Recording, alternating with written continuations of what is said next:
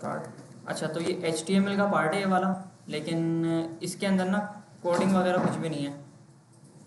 Coding वगैरह इसमें कुछ नहीं, बस थ्योरी है ना। ये बोलते हैं कि भाई HTML5 के जो लेआउट एलिमेंट है वो आप देख लो, और ब्राउज़र कैसे HTML को समझते थे पहले ये आप देख लो। Styling HTML5 layout element with CSS के HTML के एलिमेंट को आप CSS के ज़रिए कैसे कंट्रोल कर सकते हो।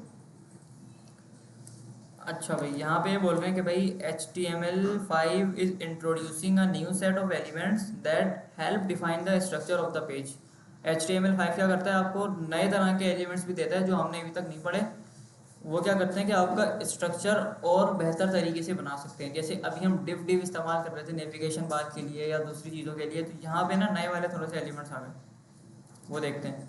देखो, ट्रेडिशनल HTML5 लेआउट, HTML का जो लेआउट है वो कुछ ऐसा होता था पहले। यहाँ पे आप एक डिव बनाते थे, उसको आईडी या क्लास देते थे हेडर, उसके अंदर आप नेव बनाते थे एक डिव करके, और फिर यहाँ पे अगर आपको डैशबोर्ड आप बना रहे हो तो एक साइड बार करके आपको क्लास बनाना पड़ती है, एक कंटेंट करके क्लास बनाना पड़ती है, उसके अंदर आपने आर्टिकल डाले हुए हैं तो आर्टिकल करके आप क्लासेस बनाते हो 1 2 3, फिर लास्ट में आपको फूटर लगाना है तो फूटर आप लगाते हो।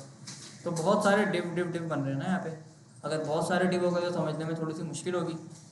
तो इसके लिए HTML ने क्या करा है, आपके लिए नए एलिमेंट से लेकर आया है। ये बोल रहा है भाई अगर आपको हेडर बनाना है ना तो आप डिव नहीं बनाओ, आप डायरेक्ट हेडर का टैग लगाओ। आप डायरेक्ट क्या लगाओ, हेडर का टैग लगाओ।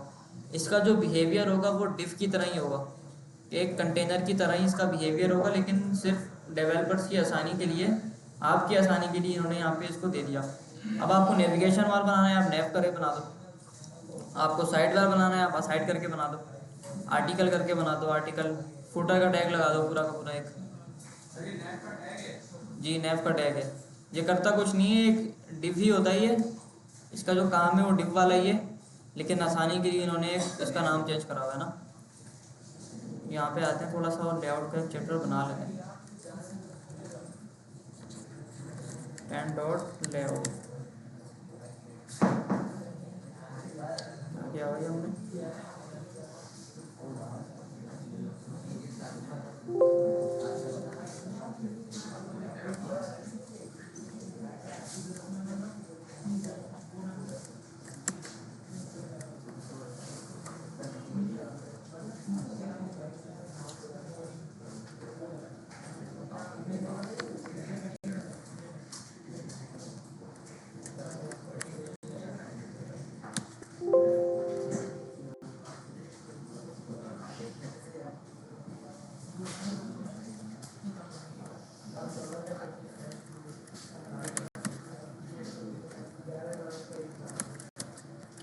देखो, अगर आपको एक हेडर बनाना है तो आप डायरेक्ट हेडर का टैग लगा दो इधर आकर। हेडर,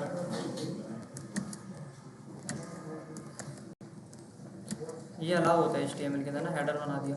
अब हेडर के अंदर आप एक नेव का टैग लगा दो, NAV नेव।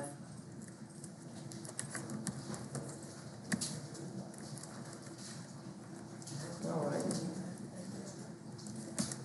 नेव का टैग लगा दो, उसके अंदर आप नेविगेशन बार बना दो। आपको फुटर लगाना है, आप डायरेक्ट फुटर का टैग लगाओ यहाँ पे। आपको साइड बार बनाना है, आप डायरेक्ट साइड का टैग लगाओ इधर। इससे होगा कुछ नहीं, ये है डिव ही, डिव की तरह इसका बिहेवियर है। लेकिन ये क्या करेगा, बस आपकी आसानी के लिए इसने इसका नाम चेंज कर दिया। मैं किसी के नाम को भी लगा सकता हूँ, मैंने बोला राफे का टैग लगा दो एक, और राफे के नाम का एक टैग आ गया। मैं यहाँ पे बोलता हूँ राफे के अंदर एक आप सुफियान नाम का टैग लगा दो, ठीक है। हाँ, अपने नेम का भी आप टैग लगा सकते हो, ये अलाउ होता है इसके अंदर ना। तो आसानी के लिए आपकी इसको इस्तेमाल करो तो कर लो। जी, नाम का भी लगा सकते हो। देखो, हेडर और फुटर का टैग बता दिए इन्होंने, और नेविगेशन का एक टैग बता दिया नेव करके। आर्टिकल का एक टैग बता दिया, आर्टिकल्स का आपने कुछ बनाना है तो आर्टिकल का टैग लगा दो। साइड बार के लिए आप साइड का टैग लगा दो। सेक्शन का टैग लगा दो। अगर आप वेबसाइट बना रहे हो जिसके अंदर डिफरेंट सेक्शंस हैं, पहला सेक्शन, दूसरा सेक्शन, तीसरा सेक्शन, आसानी के लिए सेक्शन के बहुत सारे टैग लगा दो ताकि डिप से आप बच जाओ। और हेडिंग को अगर आपने ग्रुप के अंदर करना है तो उसके लिए आप एच ग्रुप का टैग लगा दो। काम इसका डिप वाला ही है, बिहेवियर डिप वाला ही देगा। हमने एक पढ़ा था H6 H2 हमने पढ़ा था, H2 हमने पढ़ा था एक, इसके अंदर क्या हो रहा था कि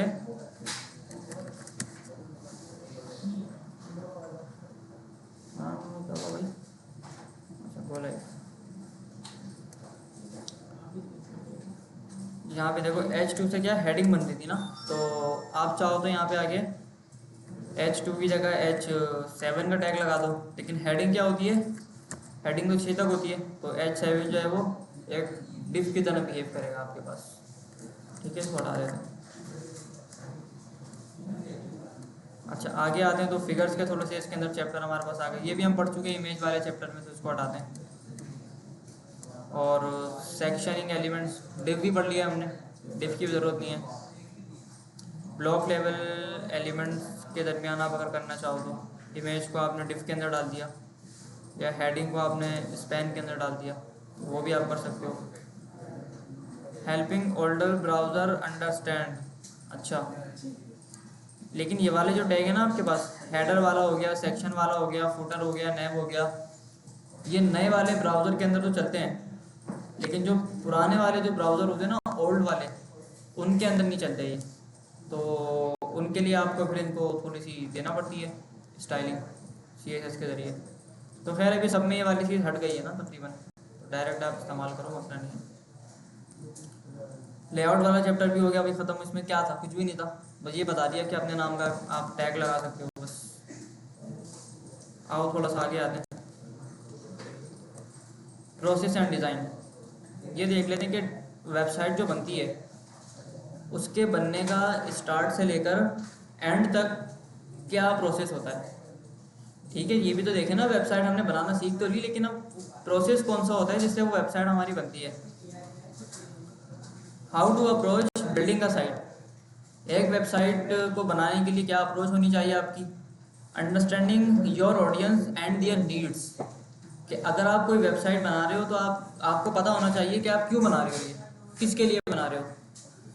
मैंने पहले भी बताया था कि कोडिंग जो होती है वो सबसे लास्ट की चीज़ है, कोडिंग से पहले आपको ये पता होना चाहिए कि आपने बनाना क्या है। आपने बोला भाई हम वेबसाइट बनाने जा रहे हैं, भाई क्या बनाने जा रहे हो ये तो बताओ। कोई कलर कॉन्सेप्ट होता है, कोई डिज़ाइन होता है, कोई लेआउट होता है, कोई ड्राइंग होती है उसकी, कोई पेंसिल पेपर से बना के तो देखो आपने पिक्चर को कहाँ लगाना है। आप कोडिंग करने बैठ गए, आप पिक्चर को साइड में लगा रहे हो, उधर लगा रहे हो, कोडिंग नहीं हो रही, तो ऐसे कभी भी नहीं होती कोडिंग ना। अच्छा, how to present information visitor want to see, कि भाई वेबसाइट के अंदर आपको इन्फॉर्मेशन कैसे दिखानी है, कौन सा कंटेंट कैसे डालना है। अच्छा कंटेंट डालना है ये हमारा काम नहीं होता, ये कंटेंट राइटर का काम होता है। और जो डिज़ाइन वाली चीज़ हम पढ़ रहे हैं, डिज़ाइन भी हमारा काम नहीं होता, ये डिज़ाइनर का काम होता है, ये वेब डिज़ाइनर आपको बना के देता है। यहाँ मेरे पास एक डिज़ाइन पड़ा हुआ है, इसको देख लेते हैं पहले। मोबाइल ऐप का एक डिज़ाइन है, और चलो भाई आ गया। ठीक है, देखो ये बटन्स वगैरह सब बना के देता है आपको डिज़ाइनर ने, डायल क्या करना है, कैसे डायल होगा, ये सब आपको ना डिज़ाइनर बना के देते हैं लोग। आइकन कौन सा लगेगा, आइकन को आप डाउनलोड करके इमेज के तौर पर लगा दो। कलर्स कौन से इस्तेमाल करने हैं, वो बाकायदा कलर कोड हैश वाला भी देगा, RGB वाला भी देगा, कलर का नाम भी देगा। ग्रेडियंट कौन सा लगाना है, ग्रेडियंट कौन सी पोजीशन से स्टार्ट हो रहा है, कौन सी पोजीशन पे ख़त्म हो रहा है, बीच में रखना है ग्रेडियंट, लास्ट में रखना है, सेंटर में रखना है, ये सारा कोड आपको डिज़ाइनर देगा। यहाँ तक कि शेडो की अगर मैं बात करूँ ना, एक शेडो जो होता है, शेडो कैसा रखना है आपको वो भी आपको डिज़ाइनर ही बताता है। देखो ये इन्होंने एक बनाया हुआ है, और इधर ये जो वॉलेट वाला जो बटन है ना, देखो इसके ऊपर मैं जाता हूँ, ये देखो पिक्चर आ गई, इसने इसका साइज़ भी बता दिया, 20 बाई 20 पिक्सल का ये आइकन लगेगा आपका, विड्थ ये रही इसकी, हाइट ये रही इसकी। इसको यहाँ से आप एक्सपोर्ट करना चाहो PNG के अंदर करो, SVG में करो, JPEG में करो, किसी भी फॉर्मेट के अंदर आपको इसको सेलेक्ट करना है और एक्सपोर्ट करोगे तो एक्सपोर्ट हो जाएगी। रिव्यू देख लो इसका, ऐसी डाउनलोड होगी आपकी। इसके अलावा ये जो लिखा हुआ है ना, ये वाला फ़ॉन्ट, इसका साइज़ भी आपको डिज़ाइनर ही बताता है। देखो इसके ऊपर मैंने क्लिक किया, इसने बता दिया फ़ॉन्ट का नाम क्या है, फ़ॉन्ट का नाम है आउटफिट, फ़ॉन्ट का वेट क्या है 500, बोल्ड रखना है, इटैलिक रखना है, ये बताएगा आपको। फ़ॉन्ट का स्टाइल है मीडियम है, इटैलिक नहीं है। फ़ॉन्ट का साइज़ 24 पिक्सल, लाइन हाइट कितनी है 100%। लेटर स्पेसिंग भी बताएंगे कि लेटर्स के दरमियान कितना स्पेस रखना है। तो एक एक चीज़ ना डिटेल के अंदर आपको डिज़ाइनर बताता है। कोडिंग ना आप डिज़ाइन को देखने के बाद करते हो। हॉरिजॉन्टल लाइन, कलर बता दिया, देखो कलर इन्होंने बताया है, ये हेक्स कोड के अंदर इन्होंने यहाँ पे कलर बताया हुआ है आपको, और हेक्स की बजाय आप यहाँ पे आओगे RGB, ये भी बताएगा। CSS, देखो CSS दे दी इसने पूरी आपको ना। तो ये सारे काम ना आपको HSL डिज़ाइनर करके देता है, ये आपका काम नहीं है देखना। एक एक आइकन हो गया, एक एक कलर हो गया। आपने कोई चीज़ पूछनी है तो यहाँ पे आप कमेंट डाल दो कि भाई क्या करना है क्या नहीं करना। Icon size, animation. अब ये देखो, ये एक ही स्क्रीन है ना, इसके अंदर जब खाली होगा तो कैसा होगा, जब डायल होगा तो कैसे होगा।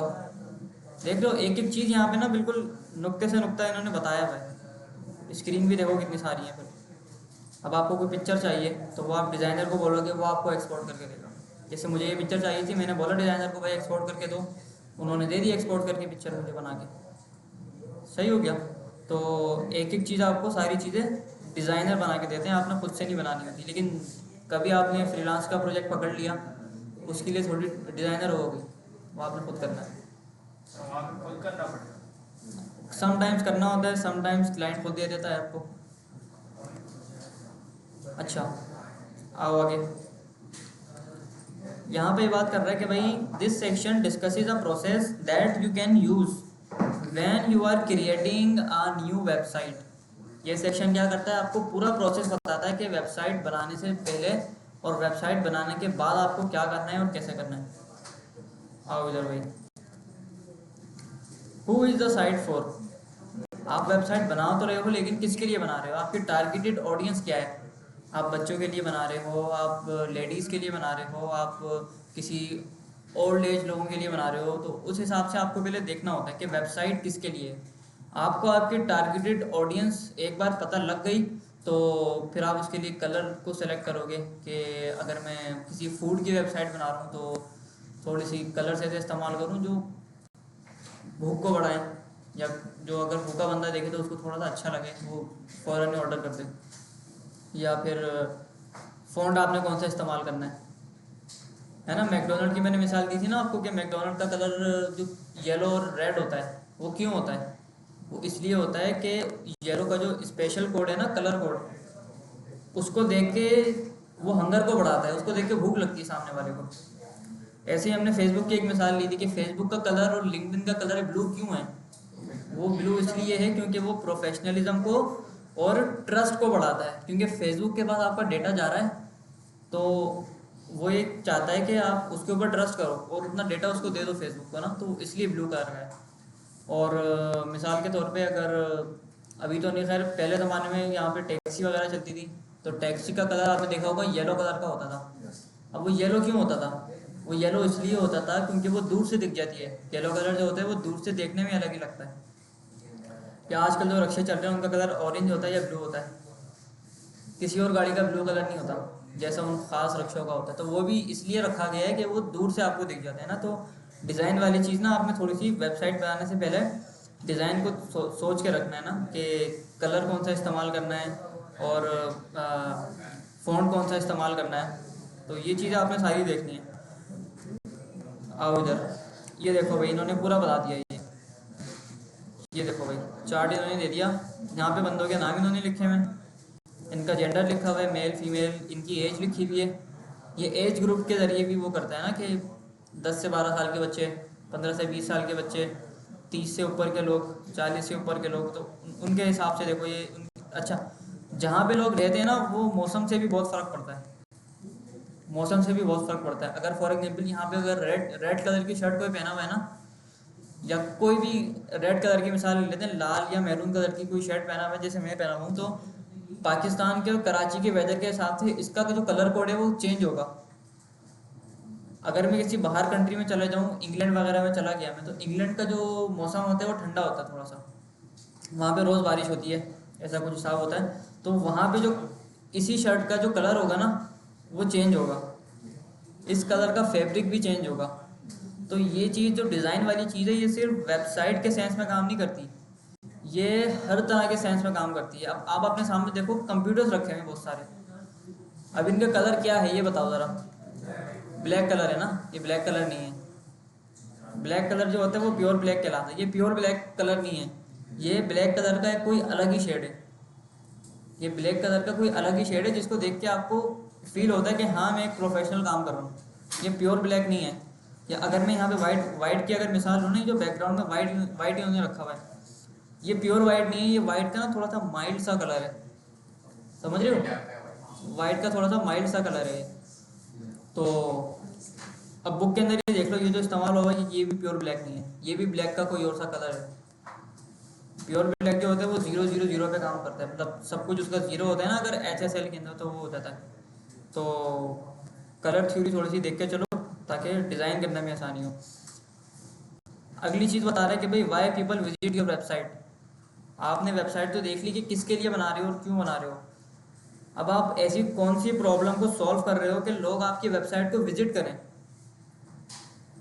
कौन सी ऐसी प्रॉब्लम आप सॉल्व कर रहे हो, तो ये भी चीज़ आपको देखना होती है।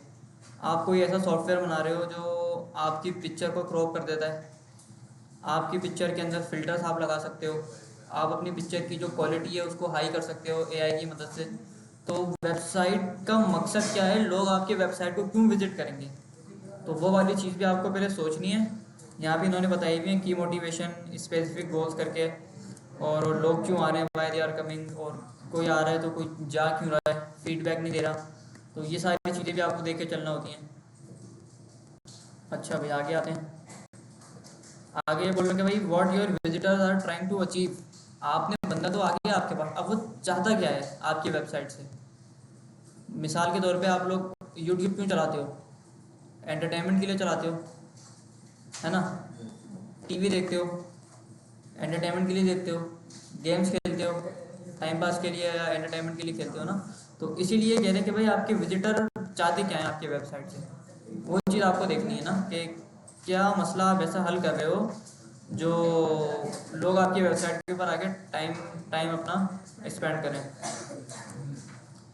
What information your visitor need.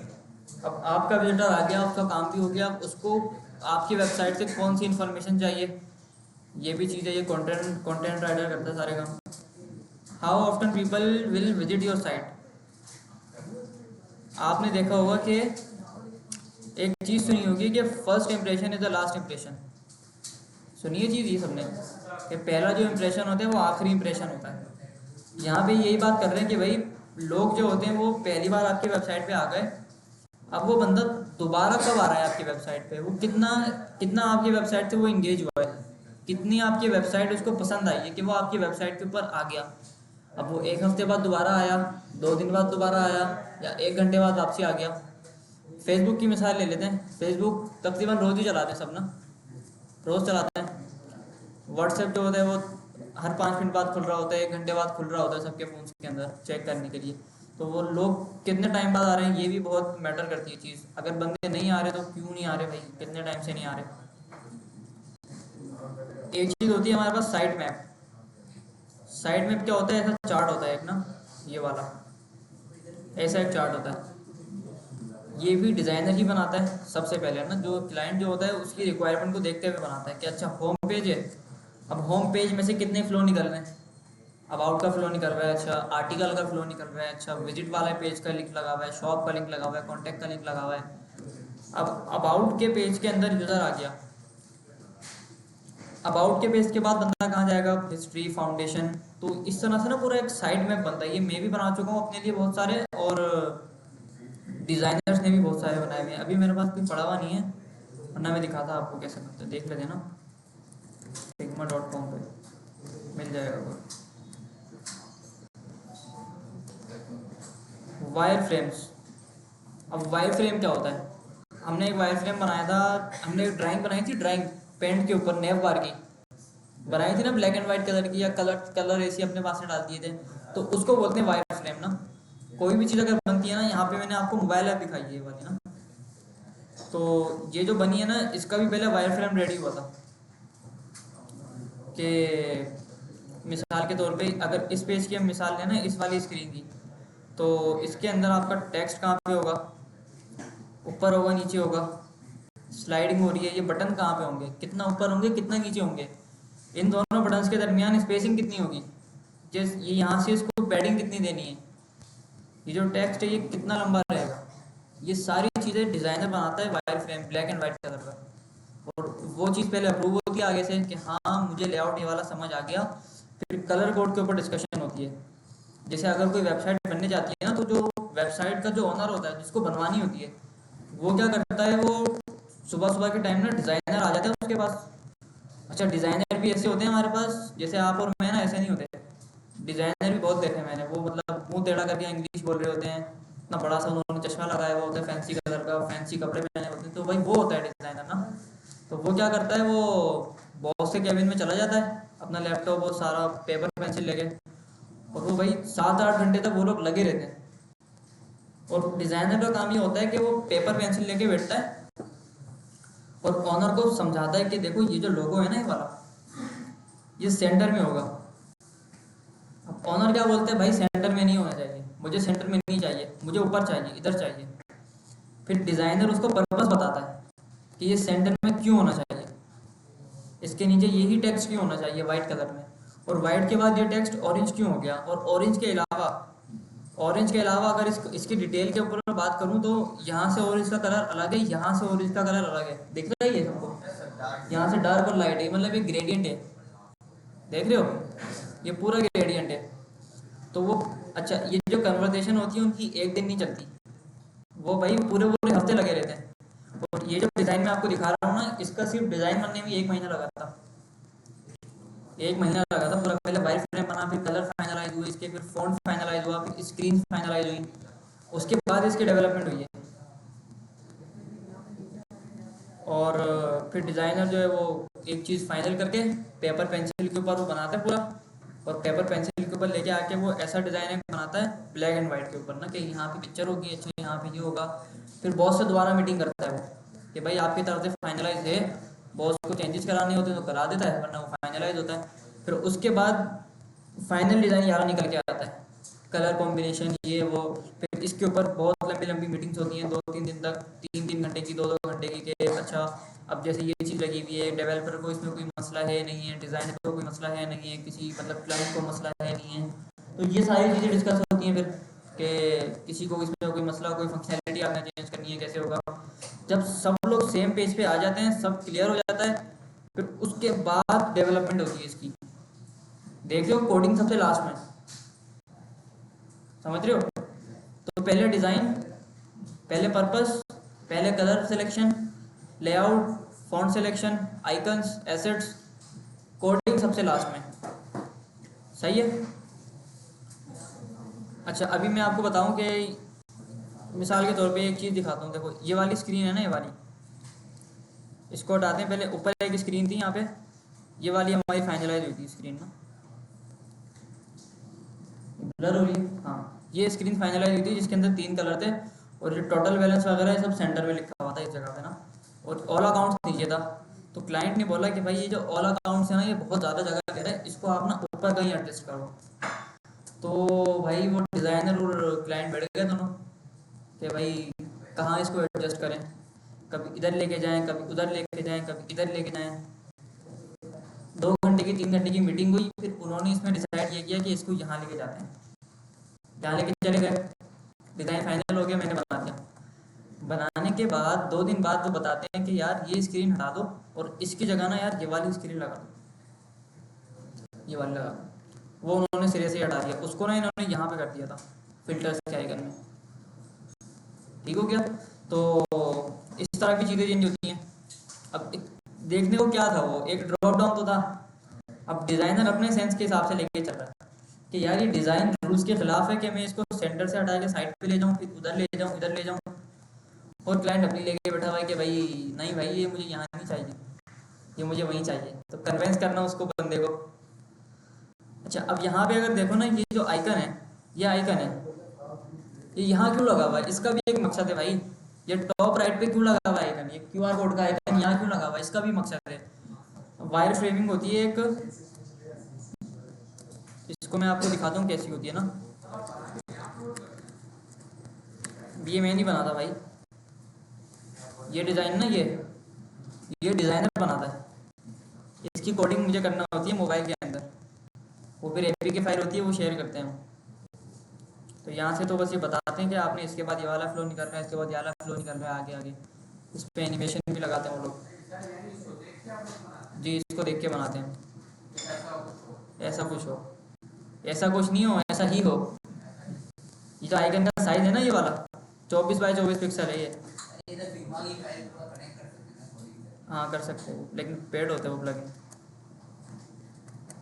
इसका जो साइज है ना 24 बाय 24 ही होना चाहिए। अगर ये 24 से 23 हुआ तो डिजाइनर आपको पकड़ेगा कि भाई मैंने आपको बोला था 24 रखना है, आपने 23 कैसे रखा है इसको, आप इसको 24 करो। ठीक है। अभी मेरे साथ होता है एक सीन ना, क्योंकि मोबाइल ऐप में मैं नया नया हूँ, मैंने अभी भी सीखी थी कुछ टाइम पहले, लेकिन काम मैंने आज तक नहीं किया था मोबाइल ऐप पे ना। तो मैं काम करने बैठा तो आइकन जो होता है ना, मैंने आपको बताया था एसवीजी फॉर्मेट में लगते हैं, एसवीजी फॉर्मेट में लगते हैं, उसको जितना भी जूम करो उसके पिक्सल नहीं मिटते। तो एसवीजी फॉर्मेट के अंदर मैं लगा रहा था तो मुझसे लग नहीं रहे थे वो आइकन ना, कोई मसला आ रहा था। तो मैंने कहा इससे अच्छा टाइम लाया हो तो पीएनजी के अंदर ही लगा देते हैं। अब मैंने पीएनजी में आइकन लगाया तो एपीके फाइल बनाई मैंने और एपीके फाइल दी। तो डिज़ाइनर मुझे बोलता है यार ये आपने ये पीएनजी में क्यों लगाया, ये आप एसवीजी में लगाएं। मैंने कहा लग जाएंगे भाई एसवीजी में, क्योंकि पीएनजी के अंदर ना ब्लर बहुत हो रहे थे वो आइकन। तो वो फिर मैंने उसको थोड़ा सा टाइम लगा के एसवीजी में कन्वर्ट कर सब सारे आइकन ना बैठ गए, तो फिर वो लग गया पता नहीं कैसे है। तो डिज़ाइनर आपको ऐसे भी पकड़ते हैं भाई। अच्छा हम क्या देख रहे थे, मोबाइल वायर फ्रेम।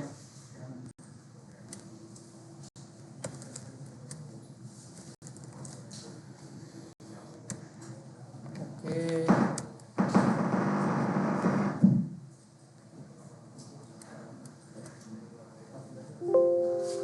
ये देखो ये डाउनलोड करी गई है पिक्चर बहुत सारी, इसको उठा दो। क्या हो रहा है भाई ये,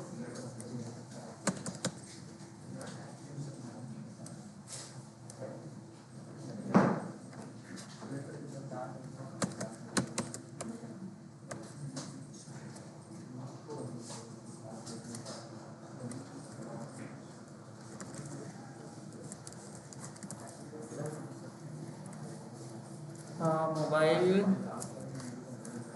फिंगर वायर फ्रेम थ्योरी।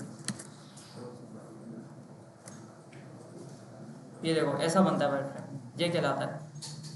ये बताता है डिज़ाइनर ना उसको कि यहाँ पे ये स्लाइड होके आएगा, ये ऐसे होगा, ये ऐसे होगा, ये ऐसी चीज़ होगी।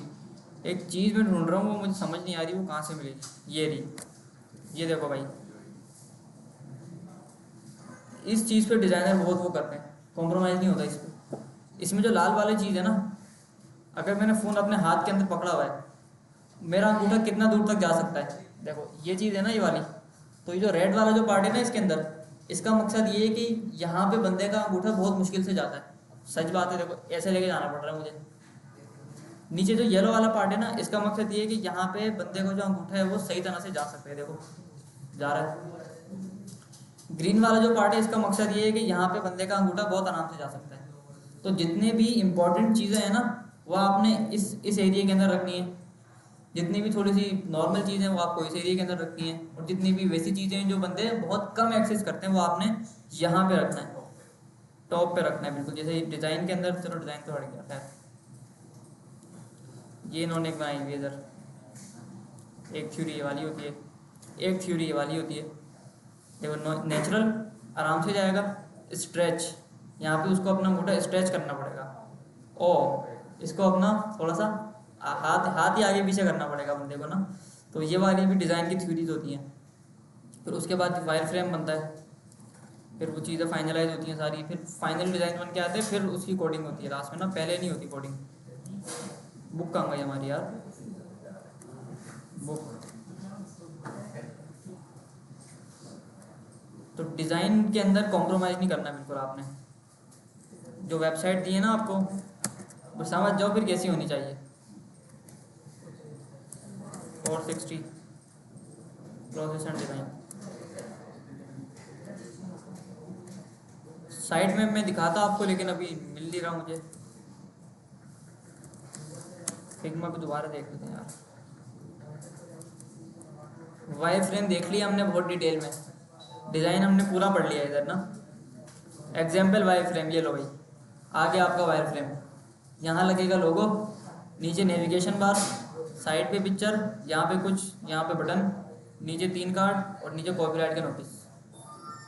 ये वेबसाइट का एक लेआउट बना हुआ है, कोई भी वेबसाइट हो सकती है, ये किसी भी चीज़ की हो सकती है। तो यहाँ पे इन्होंने एक लेआउट बनाया हुआ है ना, होम पे आ गए फिग्मा पे, तो यहाँ पे मुझे अगर आप लिखा हो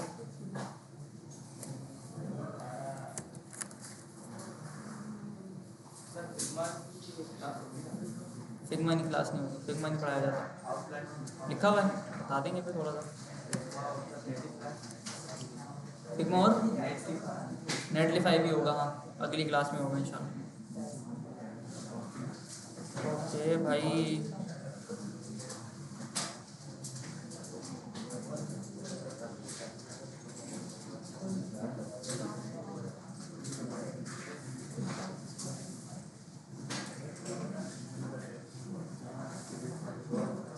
नहीं भाई दूसरे अकाउंट में होगा, यहाँ नहीं है। खैर आगे आते हैं। Getting your message across using design. अब डिज़ाइन के ज़रिए आप बंदे को क्या मैसेज देना चाह रहे हो, ये भी चीज़ एक मैटर करती है कि आपने जो कंटेंट लिखा है, टेक्स्ट जो लिखा है आपने, वो भाई कितना कैची है, कितना वो कैच कर रहा है चीज़ को। ठीक है, आपने अक्सर देखा होगा एड्स के अंदर, एड्स के अंदर क्या होता है, वो एक जैसे जोंग की एक हेडलाइन होती है ना यार, क्या होती है वो, यू फोन की होती है, यू फोन तुम ही तो हो करके ना। तो वो लाइन के अंदर आपको क्या अहमियत दी जा रही है वो चीज़। अब जैसे सामने अगर आप क्लास के बाहर देखो ना, ये बहुत सारे बैनर लगे हुए, कुछ लिखा हुआ है, तो ये भी भाई पूरा डिज़ाइन। इस पूरे रूम का कलर क्या होगा, ये भी डिज़ाइनर ने पहले सेलेक्ट किया था, उनको बताया गया था कि यहाँ पे क्लासेस होंगी। अगर नहीं बताते ना तो वो यहाँ पे एक पिलर होता, वहाँ पे दूसरा पिलर होता, वहाँ पे तीसरा पिलर होता, वहाँ से आप पीछे से देख रहे होते एक दूसरे को बैठ के। प्रोजेक्टर कितना पीछे लगेगा, अब प्रोजेक्टर कितना पीछे लगेगा कि उसकी जो पिक्चर है वो यहाँ पे सही नज़र आए। और प्रोजेक्टर आप देखो ना तो वो भी पिलर के ऊपर लगा हुआ है, तो पिलर कितना पीछे होगा।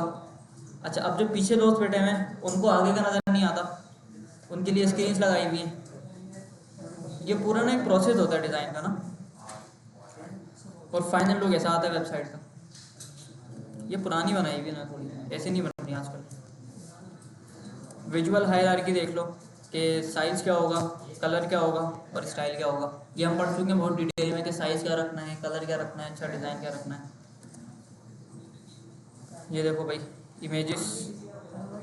इमेजेस आपने कौन सी लगानी है। जैसे अब मुझे ये बताओ,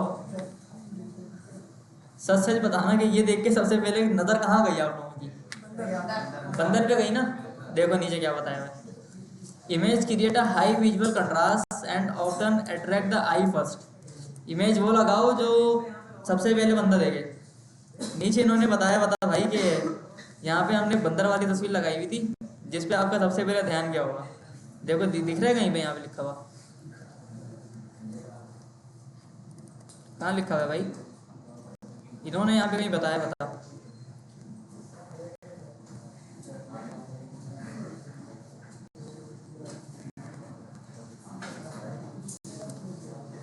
designing navigation, site navigation not only help people find where they want to go but also help them understand what the site is about and how to organize. Good navigation tend to follow these principles.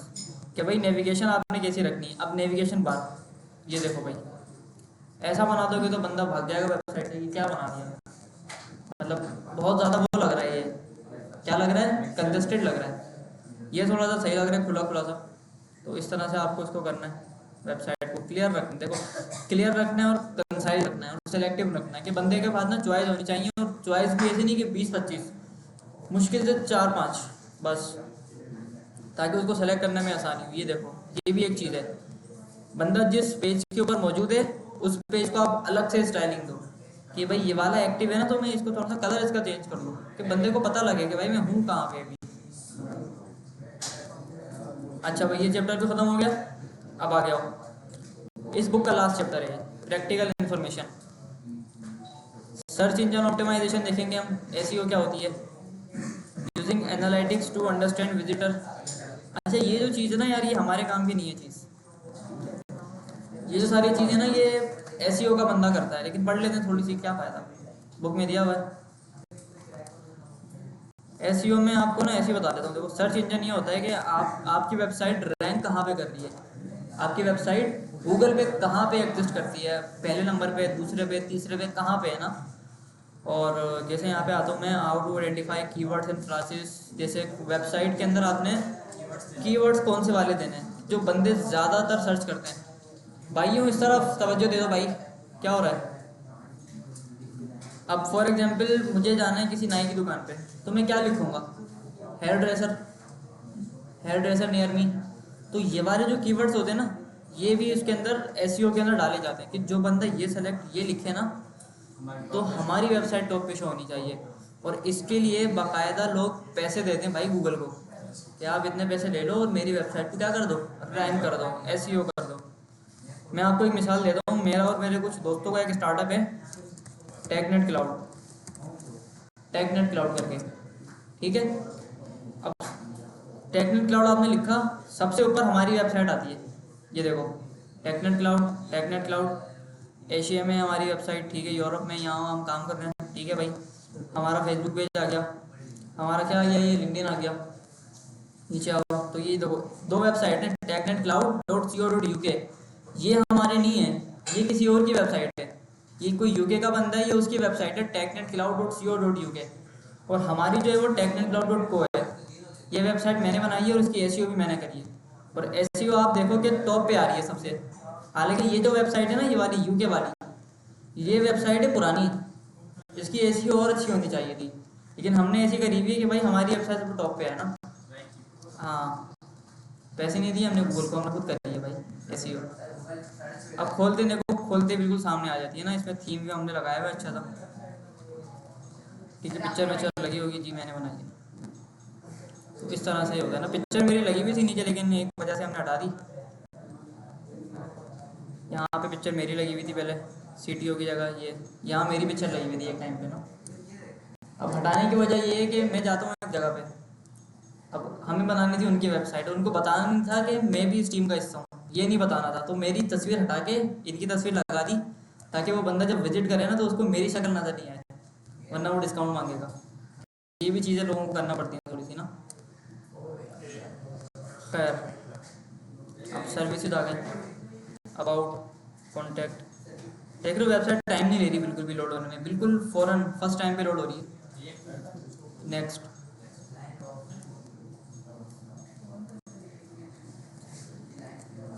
ठीक है भाई। तो SEO वाली चीज़, picture है, picture लगी हुई, हाँ gradient picture. अच्छा भाई, आगे आते हैं तो लर्निंग अबाउट योर विजिटर। अब आपको अपने विजिटर के बारे में पता होना चाहिए कि वो कौन है बंदा, वो क्या है। जैसे आप लॉगिन साइन अप करते हो ना, तो यहाँ से भी पता लगता है कि बंदा कितना टाइम स्पेंड कर रहा है वेबसाइट पे ना। Where are your visitor coming from, बंदे आपकी वेबसाइट को कहाँ से एक्सेस कर रहे हैं, ये भी बहुत मैटर करती है चीज़। डोमेन नेम एंड होस्टिंग, अपनी वेबसाइट को आपने डोमेन पे कैसे लगाना है, लाइव कैसे करना है। लाइव तो हमने करना सीख लिया, लेकिन अब मेरी वेबसाइट डोमेन पे कैसे जाएगी, abc.com मैंने डाल दिया, उस पर कैसे जाएगी, तो वो भी चीज़ आपको सीखनी होती है।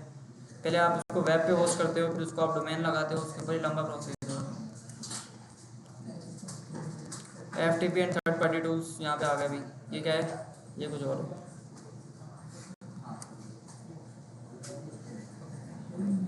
ये भी हटाओ। नेक्स्ट समरी पढ़ लेते हैं इसकी। एसईओ हमने देख ली बहुत अच्छी तरह से, एसईओ क्या होती है वेबसाइट को रैंक करने के लिए, और सर्च इंजन क्या कैसे काम करता है, और बाकी चीज़ें क्या होती हैं ना। अच्छा, यहाँ पे देख लो भाई, इंडेक्स वगैरह इन्होंने बताया हुआ थोड़ा सा कि पूरी बुक के अंदर क्या पढ़ा है हमने। Abbreviation about the fault, border पढ़ लिया, बॉर्डर एट्रीब्यूट क्या क्या पढ़ा है हमने, CSS HTML सब इन्होंने बता दिया है ना। ये दोबारा इन्होंने कुछ रिपीट करा हुआ है, तो ये पढ़ने की हमें ज़रूरत नहीं है। खैर, CSS की सारी प्रॉपर्टीज़ यहाँ पे इन्होंने बता दी आपको। जब background colour, background image, background position, page number भी बता दिया, कौन से पेज पे वाली प्रॉपर्टी है, और बस ख़त्म, बस बुक ख़त्म।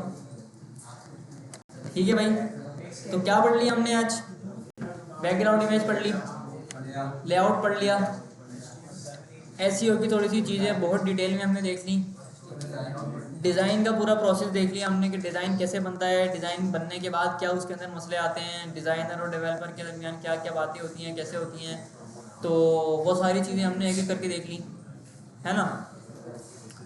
तो भाई कोई सवाल है किसी का यहाँ पे? कोई सवाल? पूरे CSS में, पूरे HTML में मीडिया क्वेरी सबको क्लियर है? वेबसाइट को रिस्पॉन्सिव कैसे करना है, छोटी स्क्रीन पे, बड़ी स्क्रीन पे, डेस्कटॉप, मोबाइल और टैबलेट, बस वो डेस्कटॉप पे आ जाता है ना, लैपटॉप। हाँ सेम हो जाएगा, सेम हो जाएगा, बिल्कुल सेम हो जाएगा।